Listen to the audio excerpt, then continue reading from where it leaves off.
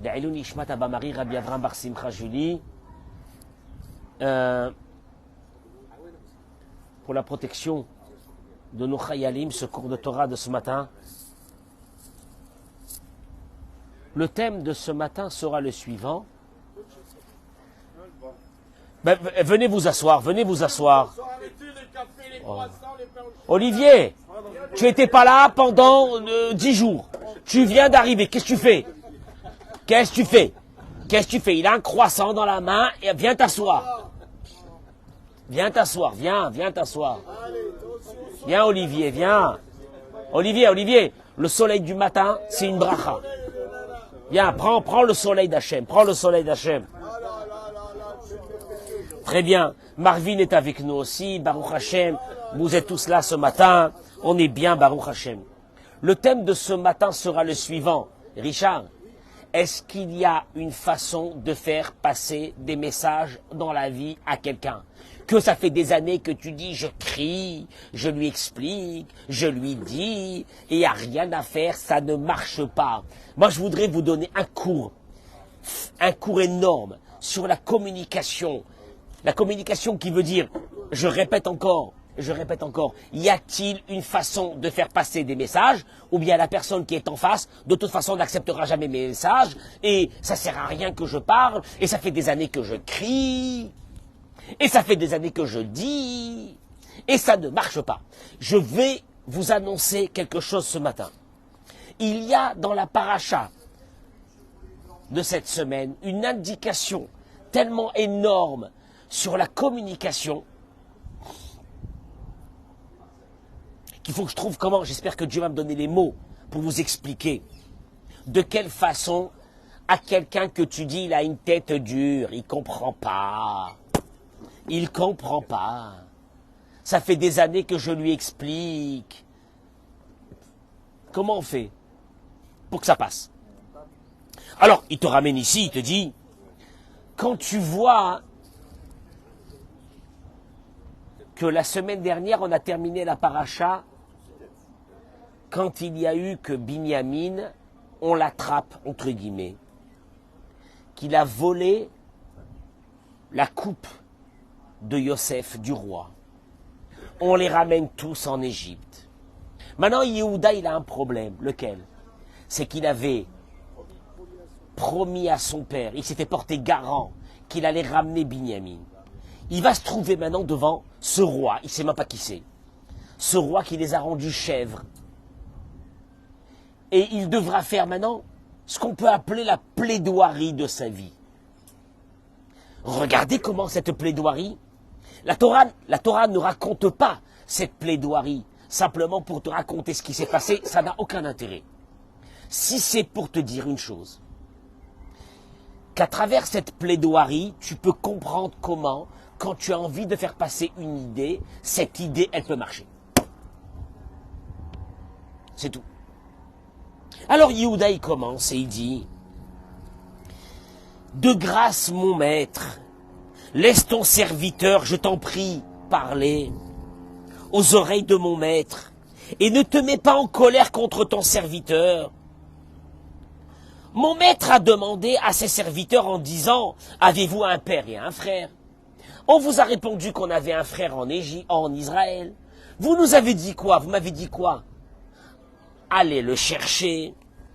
D'ailleurs, je vous avais prévu une chose, c'est que ce frère qui nous reste en Israël, Binyamin, il a perdu son frère qui s'appelle comment? Yosef. Et maintenant, ils ne savent pas qu'ils sont en train de parler avec Yosef. Via viva Evo, son père l'aime. Va Tomer, tu m'as demandé, Majesté, de le ramener ici. Je t'ai expliqué, Majesté, que son père ne veut pas le laisser venir. Tu m'as dit, Majesté, que si il ne vient pas, alors là, ça sera très grave. Je suis parti voir mon père. J'ai dit à mon père qu'on a un problème avec le roi d'Égypte. Il demande à voir le petit. Mon père m'a dit, si tu prends le petit, tu ne me le ramènes pas, je vais mourir. Je l'ai amené, je me suis porté garant. Maintenant, Majesté, comment tu veux que je retourne chez mon père?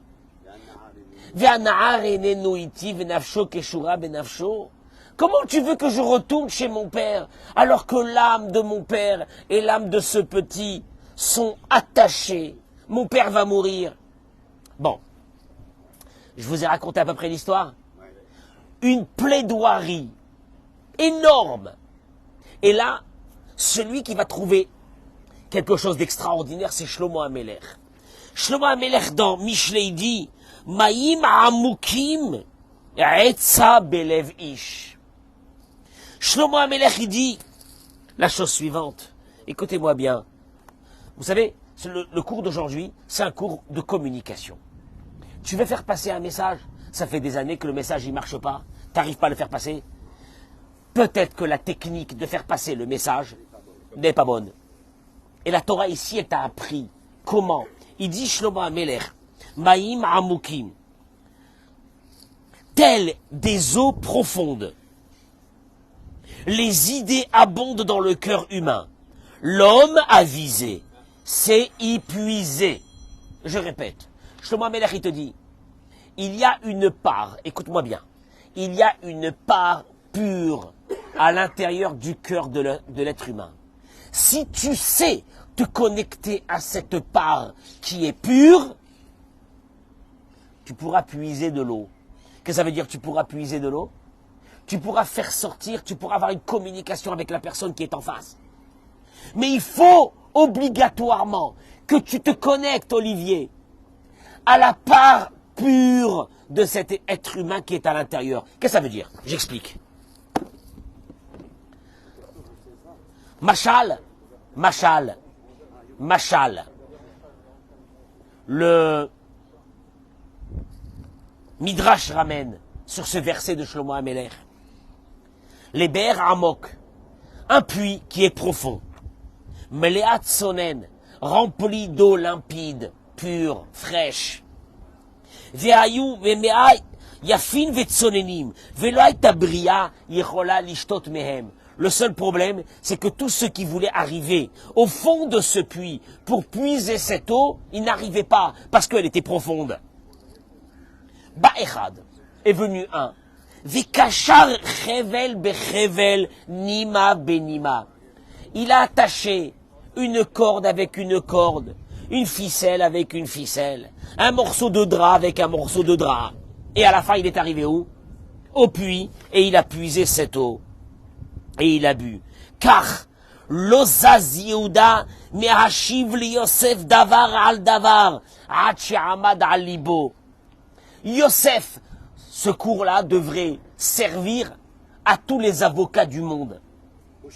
Quand il y a une plaidoirie, Moshe, je ne sais pas ce qu'il fait, à tous les avocats du monde, tu veux toucher le public, descends à l'intérieur d'une eau limpide qui se trouve dans le cœur de chaque personne. Si tu arrives à cette eau et que tu arrives à la puiser, tu as gagné ton message, il passera chez l'autre. Écoutez ce que je viens de dire. Il y a une part pure à l'intérieur de chaque personne. Le seul problème, c'est quoi? C'est que nous, quand on discute avec quelqu'un et on essaye de faire passer un message, on n'y arrive pas à cet endroit. On est bien avant, on est encore dans des eaux sales. Et quand tu es dans des eaux sales et tu essaies de faire passer un message, il ne passe pas. Alors il te dit, Yehuda, essaie de raviver, de faire sortir du cœur de Yosef en parlant de son père. Il essaye de faire sortir quelque chose de pur parce que Yehuda sait, Olivier, que dans le cœur de chaque être humain, il y a une part de ce que Shlomo HaMelech appelle une part d'eau pure. Le seul problème, si tu arrives à cette part d'eau, si tu arrives à rentrer au fond du cœur de l'être humain, tu peux faire sortir de lui ce que tu veux. Le seul problème, c'est que tant que tu es dans la boue, tant que tu es dans les eaux mauvaises de l'être humain, et tu l'agresses, et tu essaies de faire passer un message, ça ne passera pas. Alors, je vais parler. Tu sais quoi? C'est une plaidoirie. Quand tu lis Marvin, ce que la Torah te ramène, et il lui parle, et il lui dit mon père, et le pauvre mon père. Vous avez remarqué, jamais Yehuda n'ava attaqué Yosef en lui disant t'es mauvais, t'es un escroc, tu me prends mon frère, tu es cruel. Jamais il va l'attaquer à lui. Il va parler de l'ensemble des choses qui vont permettre de réveiller le cœur de l'être humain. Ah, je vais vous dire un truc énorme aujourd'hui, vous allez le voir. Le Rav Nachum Zev de Kelem, il dit, Keshem shi Yehuda, birtsoto le'orer et rachamav shi Yosef, התחיל להזכיר את כל השתלשלות הסיפור מתחילתו עד שהצליח למצוא מסילות לליבו של יוסף. Il dit le Reb Nachum, Yehuda, comme tous les grands avocats, arrive à réveiller l'étincelle la plus profonde de l'être humain. Elle est bonne, elle est miséricordieuse, elle est pure. Yehuda ne se confronte pas à Yosef en lui disant que tu es une pourriture, je vais te tuer, je vais te massacrer, tu es un vaurien, tu me voles mon frère. Non. Il va commencer à lui parler des choses qui vont réveiller le cœur. Il dit Rab Nachum, car libo shel adam, ou kemo be'er melea maim. Le cœur d'un homme, c'est comme un puits qui est rempli d'eau, pure et fraîche, qu'on peut arriver et de boire cette eau. Et là, chez Kedela Guia la lève. Mais pour arriver à cette eau, à l'Adam le Askir ou les Chanel le Atzmo, Maruto vetafkido, veasiata dishmaya shenitenet lo, beofio vekela viachota. Traduction des mots, il dit Reb Nachum, tu veux ouvrir le puits d'un être humain? Faudra que tu révises ta copie sur la façon de parler avec quelqu'un pour essayer de réveiller en lui ce qu'il y a de bon. Parce que je t'explique, il n'y a pas un être humain qui n'a pas à l'intérieur de lui quelque chose de bon. Le seul problème, c'est est-ce que tu peux réveiller, est-ce que tu peux ouvrir cette pierre qui était fermée sur ce puits d'eau pure et qui attend depuis des années qu'on vienne puiser cette eau pure. Mais alors il y a une condition, c'est que tu saches ouvrir ce puits. Et moi je vais vous dire une chose, dans les grands problèmes de la vie, dans les gros problèmes de communication, dans les gros problèmes avec les enfants, dans les gros problèmes dans un couple, il y a une chose qui ne va pas. C'est cette forme de communication que nous allons effacer ce matin et nous allons ouvrir. On va essayer en tout cas d'ouvrir une autre perspective. Je vais vous amener pour ça rapidement. Là c'est énorme, écoutez. Le problème dans une remarque, quand tu fais une remarque à quelqu'un, tu dis c'est pas possible, c'est une tête de mule. C'est une tête de mule, ça fait des années que je crie sur une chose, ça marche pas. Wallo, il est dur. Non. Il dit une chose. Aklal gadol babikoret, il dit le Rav Zamir Cohen. La règle dans la remarque, tu fais une remarque, ça veut dire il y a un truc qui te gêne. Tu veux que l'autre accepte ce qui te gêne. Comment on fait? Il dit le Rav Zamir, Mibli les vasotes ou les hashpil. Il y a une condition qui est requise pour que l'autre commencera à t'écouter, c'est que ta remarque, on va le voir comment, ne dégrade pas la personne qui est en face. Eric, si je viens, je te dis, mais dis-moi, t'es un hamar, mais t'es un âne. Laisse tomber. Non. Ça commence mal déjà. Laisse tomber. Eric, n'importe qui de normal, à partir de ce moment, il a fermé sa porte. C'est fini. Quand il y a une attaque personnelle de dégradation de l'être humain qui est en face, Marvin, c'est mort.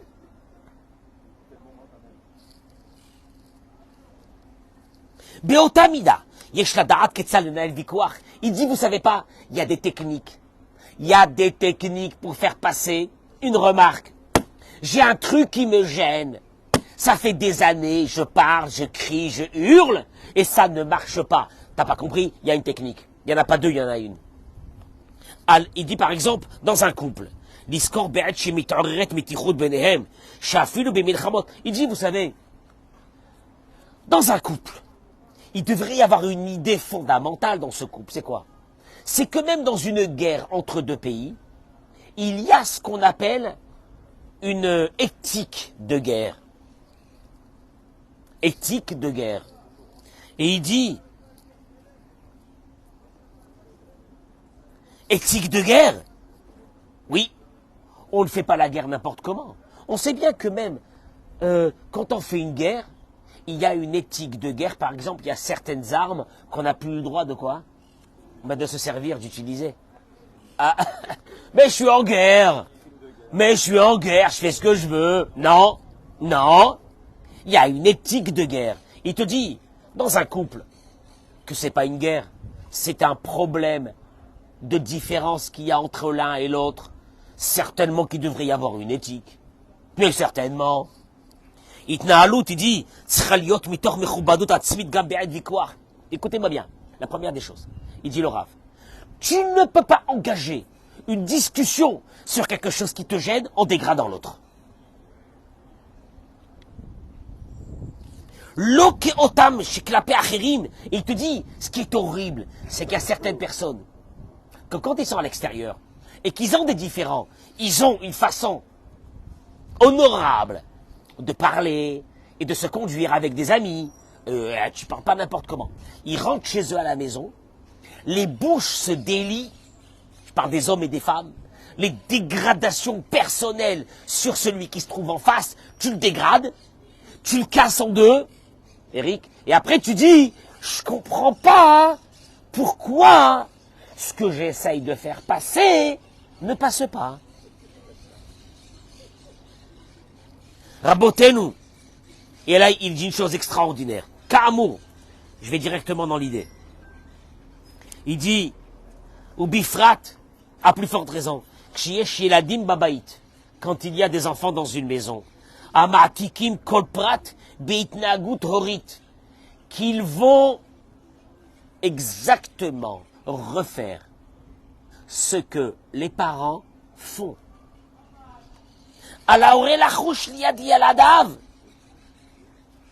Il dit, vous savez que des parents dans une maison devraient se sentir comme deux personnes qui se trouvent dans une soirée prestigieuse et qu'ils se parlent.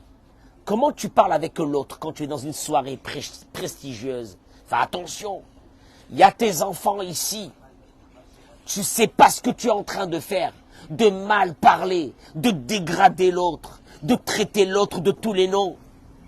Alors, nous aujourd'hui on appelle ça de la communication. C'est pas de la communication, c'est l'horreur.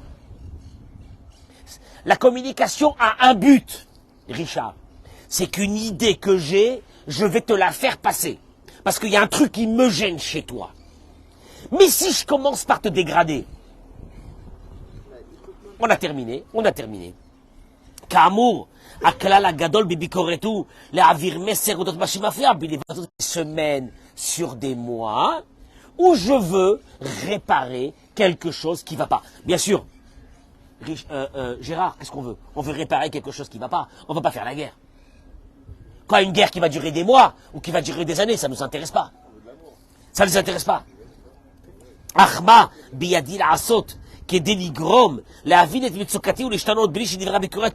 Il dit, alors, de quelle façon je peux faire passer une remarque pour ne pas que cette remarque se termine en guerre qui ne va jamais terminer? Bon, en vérité, Hervé, c'est le vrai béaba de la communication. T'as remarqué que, c'est rare, mais t'as remarqué que des fois, des remarques que tu fais, elles passent. Et t'as remarqué que des fois, les remarques que tu fais, ça met la guerre.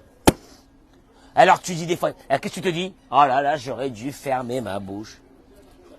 Non! Il y a quelque chose qui te gêne. Tu as le droit de le dire. On n'est pas en République, on n'est pas comment on appelle ça, en Corée du Nord. On n'est pas en Corée du Nord. Tu as le droit de dire une remarque. Le problème, c'est quoi? C'est que tu t'es rendu compte que quand tu fais des remarques, ces remarques se terminent en quoi? En guerre.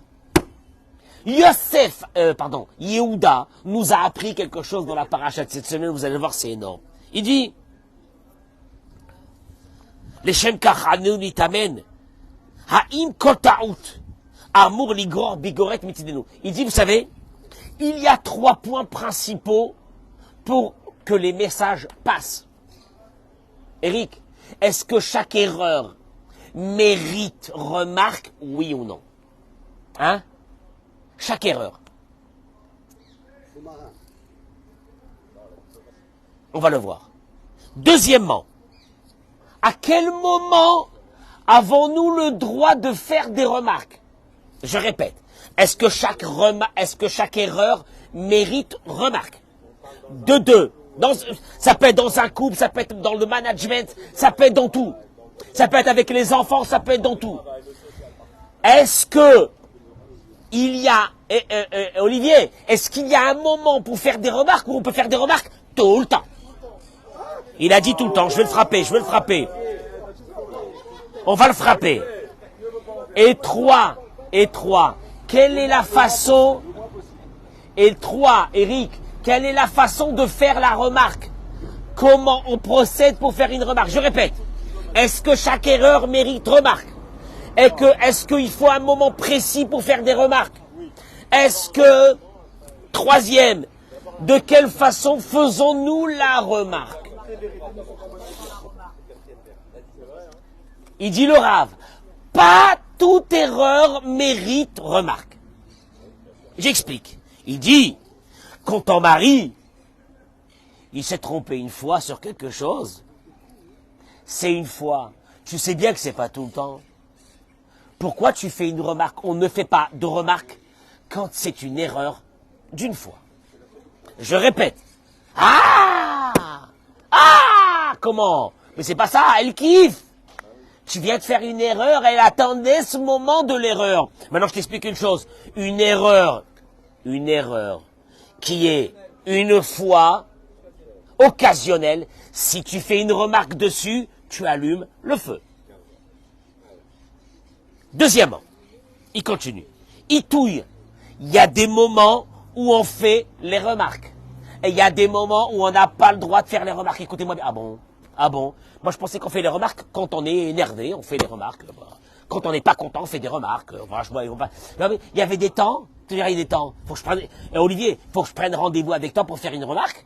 Qu'est-ce que ça veut dire, il y a des temps? Il explique, il dit, Yeshnam zmanim, bahem en lanu kochot nefesh, vesavlanut lishmoa bikoret. Tu vas aller faire une remarque à quelqu'un, sache une chose. S'il n'est pas dans un moment de tranquillité et d'apaisement, tu vas y aller vers la confrontation. Mais je peux pas, c'est le moment où je dois le dire parce que j'en peux plus. Il faut que je le dise. Si tu le dis, tu vas aller vers le clash. Il dit une chose, la reine, yesh liskor, en omrim divrei bikoret, jamais ne faire une remarque à quelqu'un qui vient de rentrer à la maison après une journée de travail. Jamais faire une remarque quand quelqu'un est sur le point de sortir. Mais il va péter un câble. Il est déjà à la bourre. Il est déjà en retard. Tu viens maintenant lui faire une remarque, il va te jeter. Et là, seulement, dans un mot... Écoutez-moi bien. Richard, je te vois, j'ai une remarque à te faire. Je dois analyser d'abord deux choses, pour l'instant. Ce que je viens d'apprendre. Un, est-ce que c'est la première fois que tu fais cette bêtise? Si c'est la première fois, je ferme ma bouche. C'est de l'agression. Si je viens te faire une remarque sur une fois, c'est qu'en fait, je te cherche. De deux. Richard, de deux. Je dois savoir quelle est ta situation au moment où je viens faire la remarque. C'est comme un employé. Tu le sens qu'il est stressé, qu'il n'est pas bien. Si tu l'attaques à ce moment-là, ça va aller. C'est dommage. On appelle ça apprendre. Il y a des stages de communication, si on ne les connaît pas. Il continue, il dit, imagine-toi un homme qui rentre à la maison. Il est fatigué du travail. Et la femme, elle déverse sur lui des choses vraies. Mais c'est pas le moment. Ah bon, c'est pas le moment. Quoi, Olivier, il y a des moments. Tu veux que je te dise une chose? Tous les divorces sont venus de ça. C'est qu'on ne sait pas qu'il y a des moments pour faire les remarques. Il dit une chose. Quand tu vois un homme ou une femme, ça peut être les deux, qui vont sortir, qui se préparent pour courir au travail. Alors, il y a une chose chez les femmes, elle est extraordinaire. C'est au moment où le mari doit sortir. Que la femme, plein de trucs, ça va pas, elle les fait sortir à ce moment-là. C'est pourquoi? Elle a raison d'un côté, parce qu'elle se dit, il va filer maintenant. Donc avant qu'il se sauve, qu'est-ce que je fais? Je le charge. Sauf que, Je le mets, mais sauf que quoi? C'est pas le moment. Ou bien il termine et il dit, l'obisman ashena. Il y a certaines personnes qui commencent à ouvrir les dossiers à 11 heures du soir, au moment d'aller dormir. Maman. Maintenant, il y a l'autre qui dit, mais je vais le tuer, je vais la tuer. Mais qu'est-ce que j'ai fait au bon Dieu? Je suis fatigué. Il est 23 heures. J'en peux plus. Je vais dormir quoi? Si je peux même pas dormir, alors qu'est-ce qui me reste? Eric, ce moment-là, c'est un moment maudit.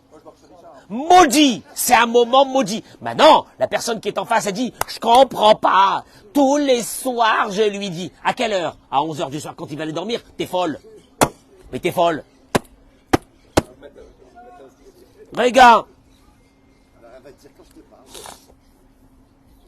Il dit, Kacher, il dit, quand une femme, ça peut être une femme ou un homme, va commencer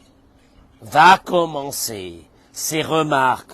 Il dit surtout les femmes. Au moment où un homme y mange, vous savez pourquoi un homme y mange?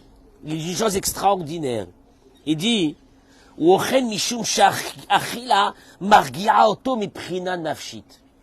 un homme, quand il mange, le manger n'est pas seulement pour le nourrir, c'est en même temps, ça lui donne un repos. Il se sent bien à ce moment-là. Si tu viens gâcher ce moment, et qu'au moment où il s'assoit à manger, tu commences tes remarques, c'est une agression dans la vie d'un être humain. Attends, ok, tu sais quand on a mangé, on s'est reposé, on a mangé, on s'est... Richard, imagine-toi que moi ici, j'ai une remarque à faire à quelqu'un. Le pauvre, il arrive, il rentre à la bourre. Je l'attrape au moment aussi qu'il rentre et je lui fais la remarque. Qu'est-ce qu'il va me dire? Vous m'avez saoulé. Vous m'avez saoulé. Par contre, quand je le vois reposer, il est détendu, il est bien, ça va être le moment de la remarque. Attendez! Là, on parle du moment. On n'a pas parlé de la façon dont la remarque elle doit être faite. 2 minutes. Ah! Avant d'expliquer comment on fait les remarques, il dit une chose, il faut espacer les remarques. Faut pas charger tout d'un coup. Non! Celui qui fait une remarque et une deuxième remarque 1 heure après, et une troisième remarque 1 heure après, à un moment donné, les oreilles de cette personne, ils sont bouchés, c'est fini. On espace les remarques. Très important. Après, la façon de faire la remarque, il dit le Rav, c'est extraordinaire. C'est marqué dans la Torah,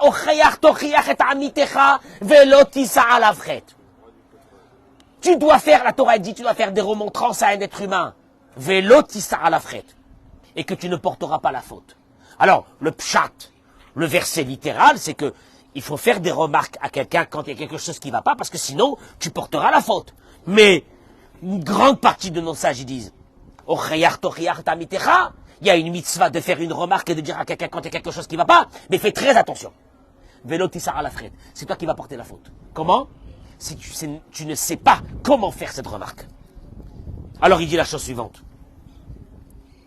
En Adam chez Ohev lishmoa chez Ulo Beseder. Alors, regarde. C'est énorme ce que je vais dire en quelques mots. Il n'y a pas un être humain dans le monde qui aime qu'on lui dise qu'il n'est pas bien. Atteinte à la personne, à ma personne, à mon honneur, je ne supporterai jamais. Tu peux sauter, je ne supporterai jamais que tu m'attaques personnellement.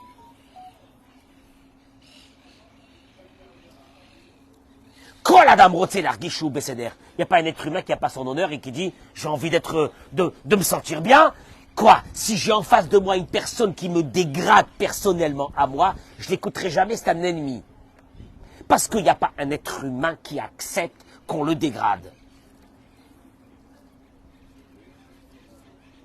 Akala la richonne. Tu sais comment tu fais une remarque? Il dit, première règle, mais ça c'est énorme. Celui qui sait ça, pour toute la vie, il va réussir. Akala la richonne. La première règle à faire, c'est que, exclusivement, faire la remarque sur le sujet qui gêne, pas sur la personne. Je traduis. Il dit, Par exemple, quand une femme elle dit à son mari ou un mari dit à sa femme ou je sais pas, c'est horrible. Comment tu m'as fait honte devant tout le monde? Attaque personnelle. Tu m'as fait honte devant tout le monde. Ça engendre quoi? T'as vu comment t'as parlé? Devant les gens, tu m'as fait honte. Ah, j'avais honte de toi, j'avais honte de toi. Là, tu m'attaques à moi. Tu m'attaques à moi, mes oreilles se ferment. Tu peux hurler jusqu'à demain, je t'écouterai pas. Tu sais pourquoi? Parce que il y a une chose qui est vitale pour moi, c'est de garder mon propre honneur. Donc pour garder mon propre honneur, qu'est-ce que je fais? Je t'écoute pas. Alors, vas-y. Alors comment on fait? Il dit le Rave, j'ai ressenti une honte terrible devant tout le monde quand j'ai compris, pas quand j'ai compris, quand j'ai entendu. Par exemple, un mari va dire à sa femme ou une femme va dire à son mari, je sais pas, t'es un incapable. Et maintenant, ça a été dit devant tout le monde. Tu peux dire à ta femme, comment tu as pu dire devant tout le monde que quoi? J'étais un incapable, je t'écoute pas. Moi, je suis un incapable. Maintenant, il y a une autre façon de dire. J'ai ressenti une dégradation, une honte terrible quand j'ai entendu que j'étais un incapable. Regardez ce que je viens de dire. Marvin, tu as entendu ce que je viens de dire? J'ai ressenti une honte terrible quand j'ai entendu sur moi que j'étais un incapable. T'as remarqué que je n'ai pas parlé de toi? T'as remarqué que je t'ai pas dit? T'as remarqué que j'ai pas dit une fois toi, t'as vu comment tu m'as traité d'incapable? Eric, c'est la folie. Je peux dire, t'as vu comment tu m'as traité d'incapable? Donc en fait, je t'attaque. Quand je t'attaque, il y a des clapets qui se mettent là, ici, c'est fini. Par contre, si je dis, j'ai ressenti une honte quand j'ai entendu que j'étais un incapable. T'as remarqué? Je parle pas de toi. Je parle pas de toi. La personne, écoute-moi bien. L'impact, il est énorme. Marvin, j'ai pas dit une fois le mot tu. J'ai pas dit une fois le mot toi. Rien. Je parle de moi. Je parle de mon ressenti. Vous savez pas ce que c'est ça? C'est terrible.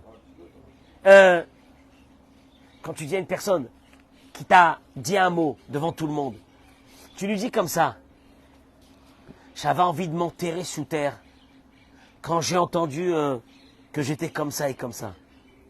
T'as remarqué? Je parle pas de toi, Marine. Hein? Mais si je dis, tu as vu comment tu m'as traité devant tout le monde, toi. C'est terrible. C'est une technique. Elle est énorme, cette technique, pour faire passer des messages. Première règle, il dit, exclusivement faire la remarque sur le sujet qui gêne, pas sur la personne en face. Je ne t'attaque pas à toi, je parle de mon ressenti. Maintenant, écoute, Eric, dis-moi si je te dis, dis-moi tu n'as pas honte? Tu as vu comment tu m'as fait honte devant tout le monde? Regarde, maintenant si je te dis, oh, j'avais envie de m'enterrer, j'ai ressenti une honte quand j'ai entendu, écoute-moi bien, ben là je parle pas de toi, hein, quand j'ai entendu que j'étais quelqu'un de nul. T'as remarqué? J'ai pas parlé de toi. J'ai pas dit un mot sur toi. Tu peux m'attaquer? Tu peux même pas m'attaquer. Sur quoi tu vas m'attaquer? Premier abat de la communication, de parler sur le sujet et de ne pas attaquer la personne. C'est une obligation. Deuxième, partagez ce cours. C'est un cours qu'il faut écouter plusieurs fois, pas une fois. Deuxième, je termine avec ça, ça y est.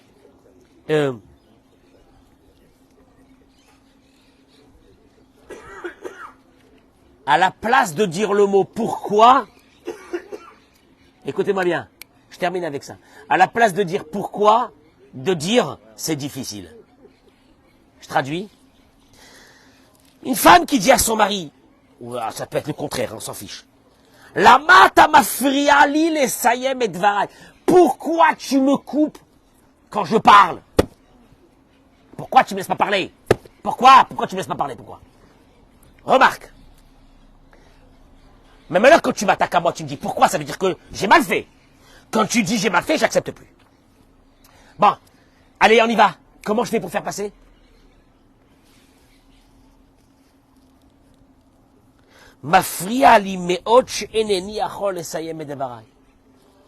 c'est très difficile pour moi que je n'arrive pas à terminer ma parole. Regarde, Richard, c'est très difficile pour moi, regarde, c'est très difficile pour moi que je n'arrive pas à terminer ma phrase. Je t'ai attaqué? Je t'ai attaqué? C'est moi, c'est moi, c'est moi. Je vis à la place de dire à ton mari ou à ta femme, je vis à cause de toi, c'est toi le fautif, je vis une situation difficile, ça passera pas. Au moment où il y a l'attaque, ça passera pas.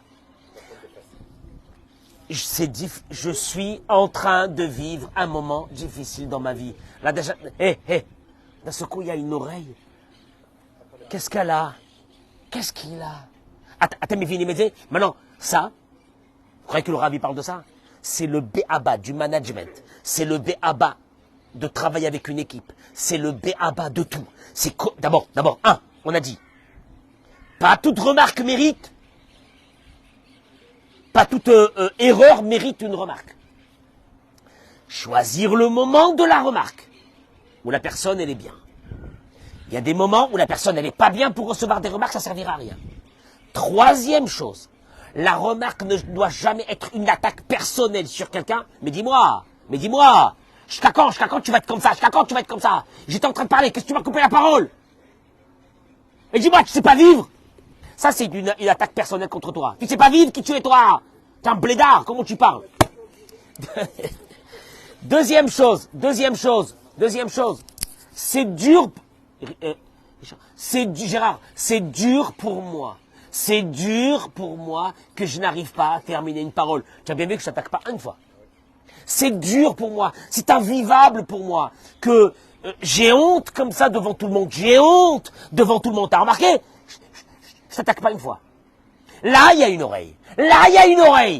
Maintenant, tu vas dire à un enfant la même chose. T'es un âne. Tu vas dire à un adolescent, t'es un âne, t'es un hamar. C'est fini. Tu vas dire à l'adolescent, qu'est-ce que j'aurais été fier, mais j'attends ce moment-là que j'aurais été fier, que mon fils il fait telle et telle chose. Il y a une oreille. Il dit une chose, et je vous en supplie, dit Laura, quand tu as une remarque, avant la remarque, dis, t'es quelqu'un d'extraordinaire, mais t'es quelqu'un de bien,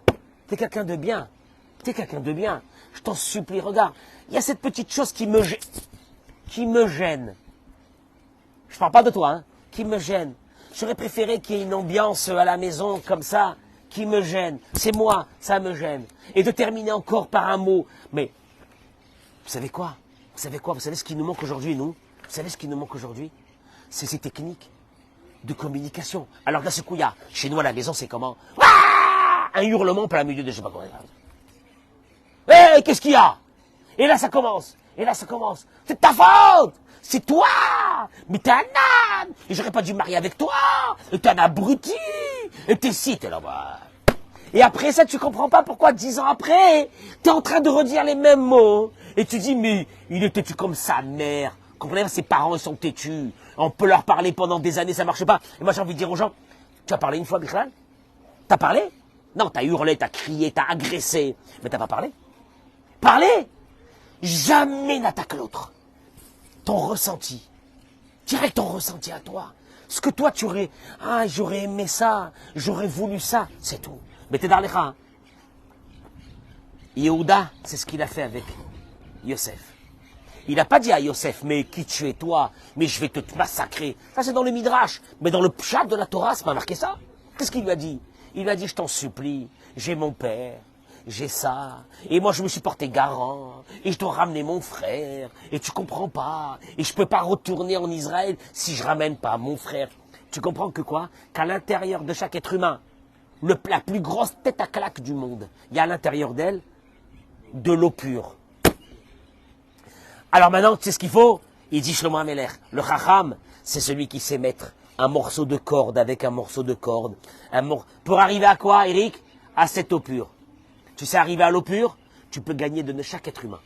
Tu sais pas arriver à l'eau pure, tu n'es pas quelqu'un qui maîtrise la communication. Si tu n'es pas quelqu'un qui maîtrise la communication, ça va aller à la guerre, et la guerre à la guerre, et la guerre à la guerre. Donc tu rentres chez toi à la maison aujourd'hui, tu vois un truc qui te gêne. C'est une fois, on on ne remarque pas sur une chose qui est sur une fois. De deux, la personne qui est en face de toi, comment elle est? Elle est calme, c'est un bon moment. Elle est stressée, c'est pas le moment. Troisième chose, la façon de faire la remarque. Quels sont les mots? Mais non, tu peux rentrer à la maison, tu peux dire à ta femme, hé, qu'est-ce que c'est ça? Mais comment tu fais ça? Mais comment tu fais ça? Ou bien tu dis, j'aurais voulu, aïe, aïe, aïe, ça m'aurait fait plaisir. Ça m'aurait fait plaisir si c'était comme ça. Maintenant, tu parles de toi, t'attaques pas l'autre. Là, tout de suite, t'as remarqué que quand même un copain, il te dit, ah, la vérité, j'aurais kiffé si tu m'aurais fait ça. J'aurais kiffé si j'avais eu cette chose. J'aurais kiffé, etc. Tu vois bien quand t'écoutes. À quel moment les oreilles se ferment? Au moment où il y a une agression personnelle. Tu sais pourquoi? Il dit Rabbi Nachman de Breslev, en nous, il y a une partie divine. Rabbi Nachman de Breslev dit, cette partie divine ne te permettra pas à toi, être humain, qui porte en toi la partie divine, de te dégrader. Alors c'est ce qu'elle fera, cette partie divine, quand elle se sentira agressée, elle réagira par une agression pour garder son honneur. Comment on appelle ça aujourd'hui? On appelle ça, on est parti au clash. Mais on n'est pas parti au clash, on est parti à rien du tout. On ne sait même pas parler.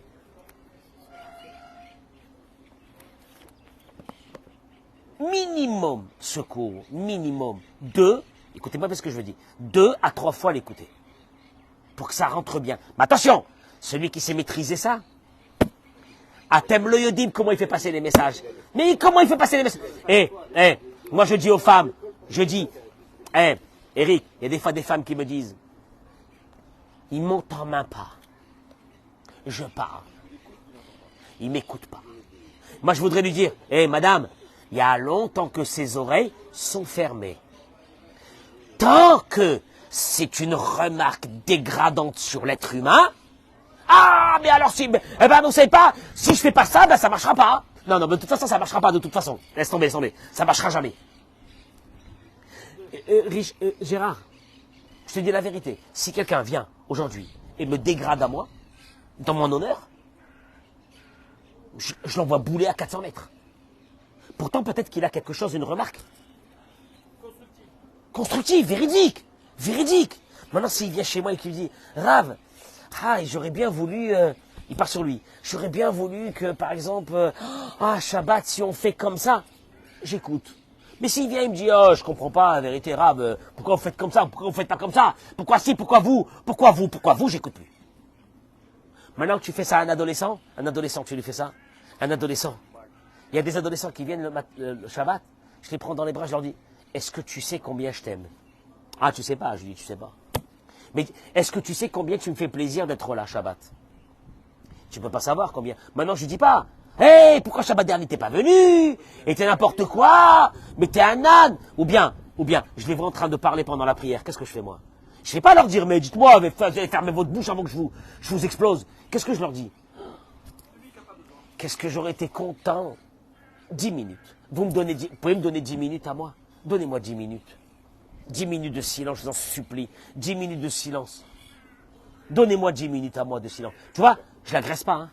Il n'est pas agressé. Pourtant, je lui demandais la même chose. Je lui demandais quoi? De se taire, de se la fermer. On est bien d'accord ou non? Bah ouais. Mais t'as vu comment j'ai fait passer? Ou bien, Eric, t'as remarqué Shabbat? On ouvre le Sefer Torah, il y a 100 personnes ici, il y a un bruit. Qu'est-ce que je fais? Je dis pas, arrêtez-vous! Mais c'est quoi cette synagogue? Mais vous êtes tous des Réchaïm! Qu'est-ce que je fais? T'as remarqué comment je fais quoi? Je leur dis, mesdames et messieurs, celui qui a besoin d'une bonne semaine, approchez-vous pour prier. Celui qui a rien besoin peut continuer à parler. Oh, maman, comment ça met un froid. T'as remarqué ou non? J'ai agressé quelqu'un? Non. Wallo, jamais. Ils sont tous là. Il faut être inventif pour faire passer des messages. Tu dis ce que tu veux. Je vous souhaite une journée exceptionnelle. Amen.